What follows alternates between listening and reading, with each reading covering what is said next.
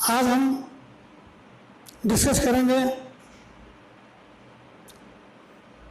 What is the scope of physics, how it is exciting. जैसे कुछ लोगों का ये कहना है कि physics is a very boring subject. In my view,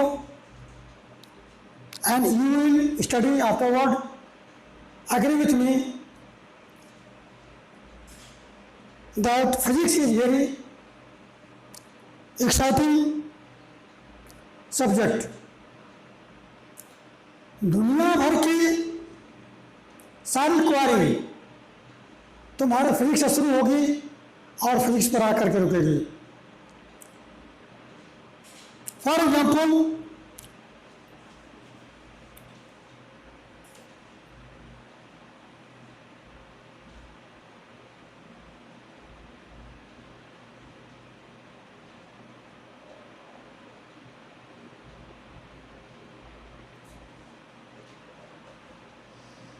मैं फॉर एग्जाम्पल की बात कर रहा था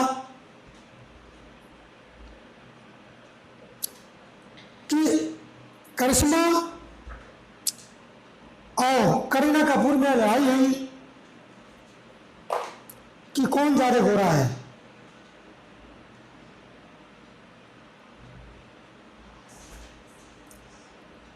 इस लड़ाई का निपटारा या जजमेंट फिजिक्स कर सकती है। आने वाले चैप्टरों में तुम पढ़ोगे कि गैल्वानोमीटर होता है जो बता सकता है कि हु इज मोर वाइट।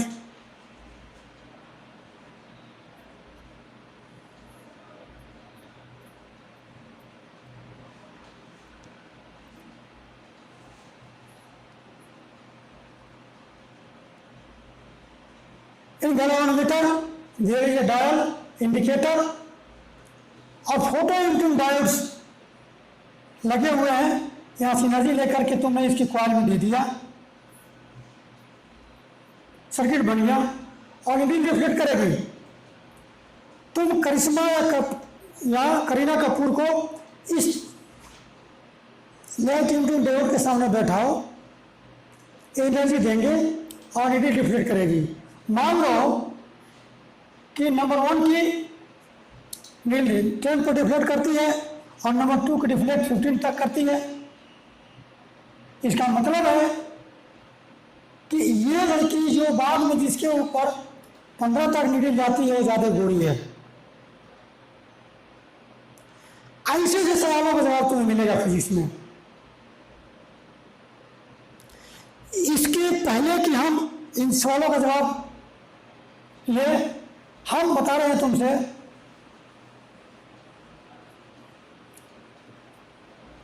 इस दुनिया में मैटर जो इलेक्ट्रॉन है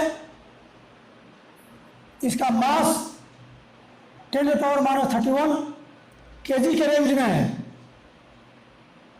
और मास ऑफ द यूनिवर्स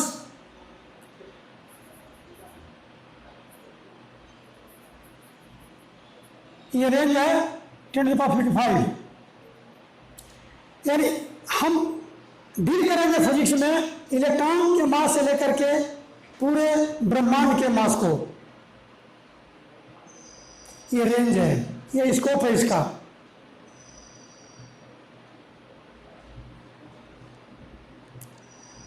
ये इलेक्ट्रॉन का ही ले लो, प्रोटॉन का ले लो या न्यूट्रॉन का डायमीटर।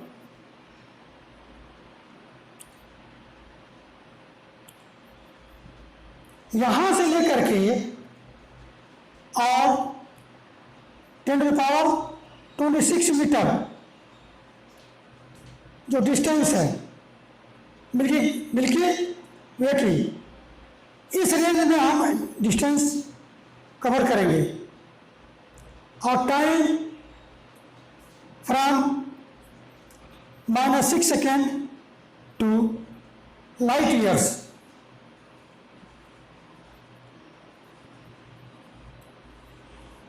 तो रेंजिंग हमारे बहुत छोटे छोटे लेकर के बड़े बड़े चीजों का स्टडी हम करेंगे।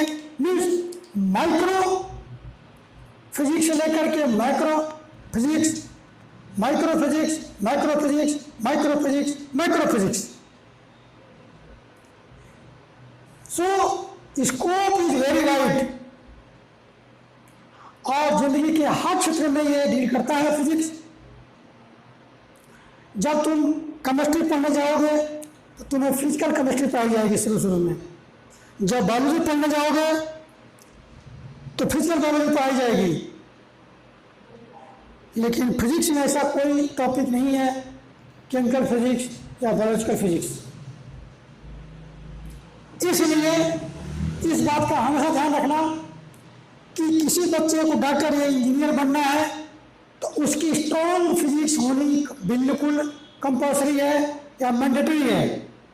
अगर किसी बच्चे की फिजिक्स अच्छी नहीं है, उसका कंट्रोल जो फिजिक्स पर नहीं है, तो न तो डॉक्टर बन सकता है वो और न ही इंजीनियर बनेगा।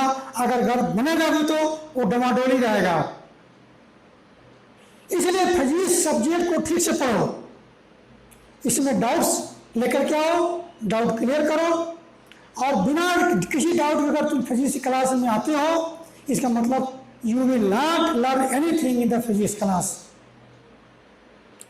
You are not ready to face the class of physics. और इस डाउट को क्रिएट करने के लिए, डाउट पूछने के लिए भी तुम्हें बहुत मेहनत करनी पड़ेगी। अगर तुम्हें लगता है कि डाउट में क्या पूछूं क्लास हंसेगी, नेवर बॉदर। तुम्हारा today they will laugh at you, tomorrow you will laugh at them. क्योंकि जितने भी साइंटिस्ट हुए थे क्यों, क्या और कैसे के द्वारा ही आगे बढ़े हैं। अगर आज क्वेश्चन नहीं होता, आज लोग अपने डाउट्स नहीं रखते, तो ये साइंस आगे नहीं बढ़ती। इसलिए हमेशा डाउट, हमेशा शंका के दायरे में आकर के फिजिक्स को पढ़ो। मैं जो कह रहा हूं वो 100% बातें सही नहीं है। ये सारी बातें इस पर आधारित हैं कि स्पीड ऑफ लाइट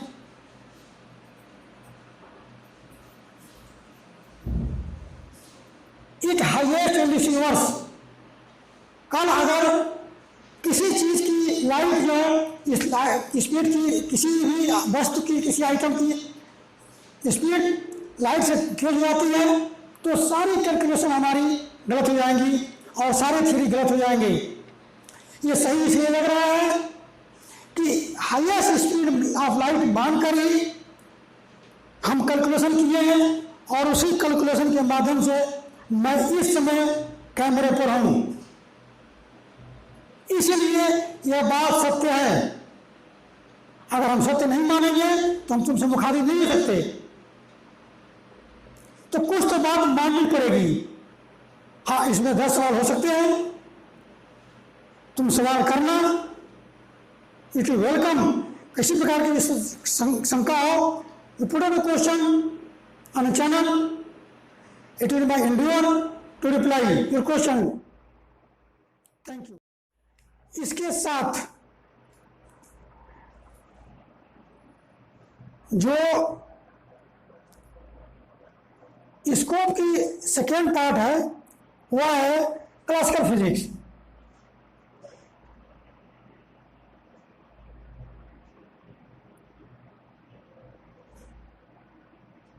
दूसरा है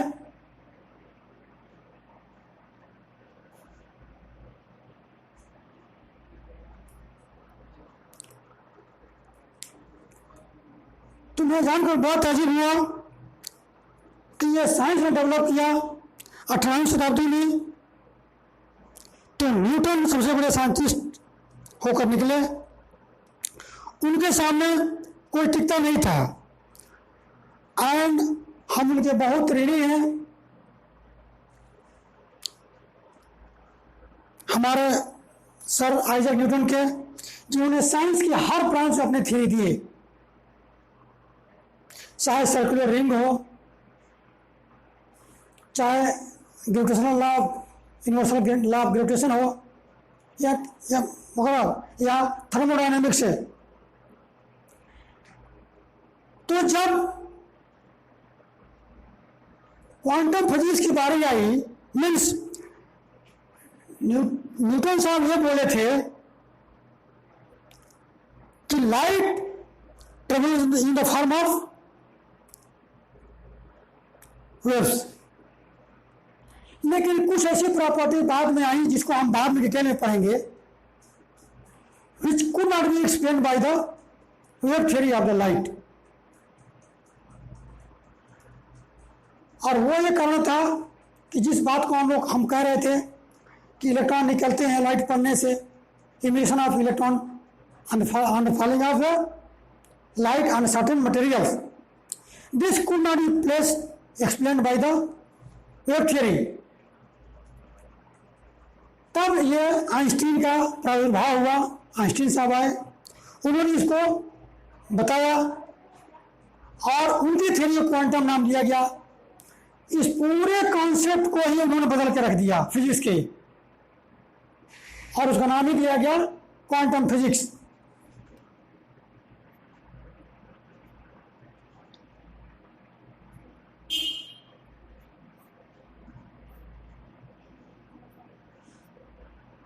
उन्होंने दो फार्मूले दिए, equal to m c square and m equal to m zero upon √1 minus v square upon c square.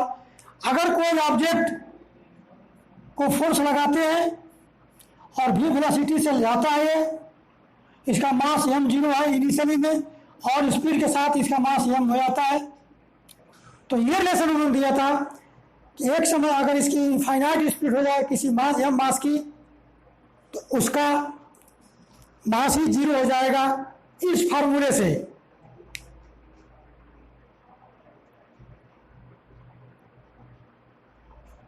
और सारा का सारा मास एनर्जी में कन्वर्ट हो जाएगा।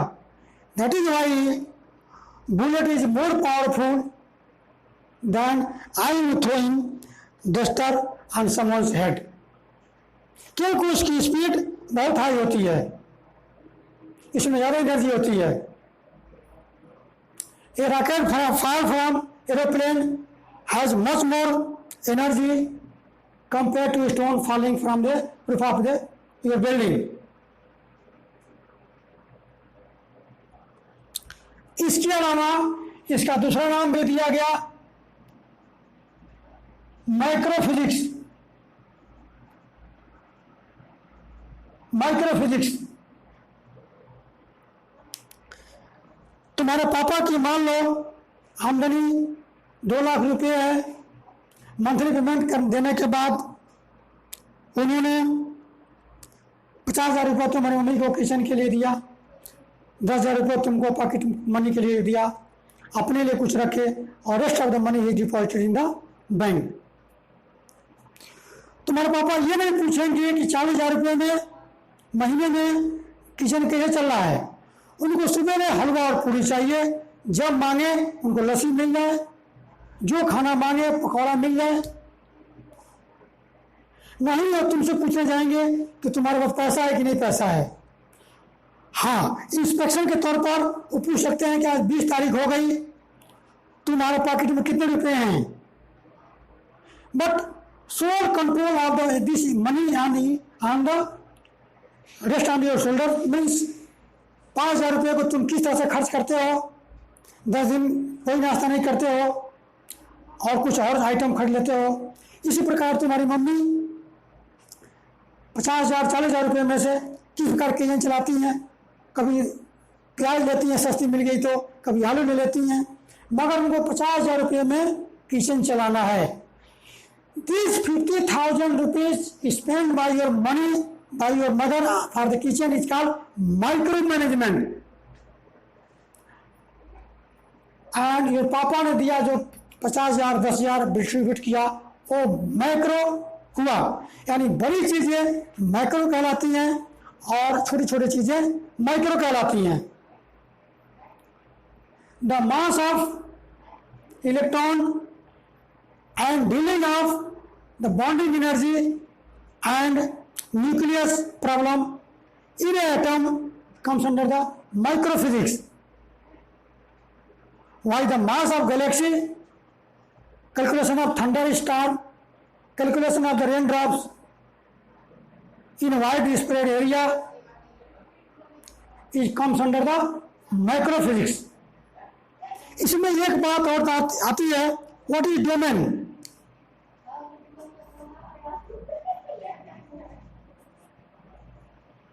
Domain means area. इस वीडियो को देखते हुए अपने कमरे में तुम बैठे हो तो तुम चाहे कुछ भी पहनो, वो तुम्हारा घर है, कोई तुम्हें देख नहीं रहा है, दैट इज योर डोमेन।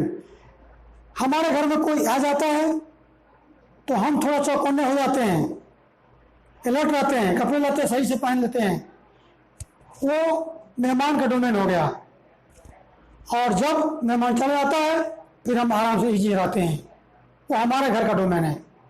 तो डोमेन समझ लो, a area, a confinement which is depend upon the situation. जैसे एक अखाड़े में जाओ, राजीव गांधी स्टेडियम में, वहाँ पहलवान लोग लंगोटी पहने घूम रहे होते हैं, लेकिन वही स्टेडियम के बाहर निकलेंगे या छत्रसाल स्टेडियम से बाहर निकलेंगे तो उस लंगोटी पर एक पर्दा अवश्य डाल लेंगे, क्योंकि उनको पब्लिक डोमेन में जाना है।